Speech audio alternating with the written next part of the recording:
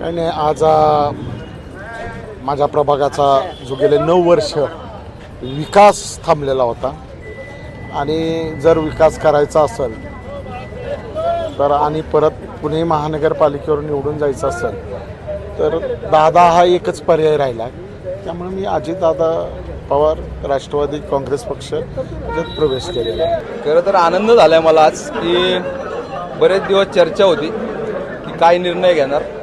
मी प्रत्येकाला सांगायचो की योग्य आल्यावर योग्य निर्णय होईल आणि मी हे म्हणजे बरेच वर्ष झालं दादांकडे बघतोय आणि दादांचं काम बघून मी प्रेरणादायी झालो की दादा खूप सुंदर आणि चांगल्या पद्धतीचं काम करतात. त्यामुळे मला एक असं वाटलं की आपण पण दादांच्या घड्याळामध्ये जावं आणि त्या घड्याळामध्ये जाऊन आमच्या कर्वेनगर भागात प्रभाग क्रमांक 30मध्ये घड्याळाचा पॅनल कसा निवडून येईल याचा एक विचार केला आणि मनाची तयारी केली की आपण घड्याळामध्ये जाऊन प्रभाग क्रमांक 30चा पॅनल भरघोस मताने निवडून आणण्याची एक मी जिम्मेदारी घेतली. राष्ट्रवादी काँग्रेस पार्टी पुणे जिल्ह्यामध्ये जिल्हा परिषद स्थापनेपासून अजितदादाच्या स्वतःचं राष्ट्रवादी काँग्रेस पार्टी सत्ता जिल्हा परिषद स्थापनेपासून जिल्हा परिषदला येते.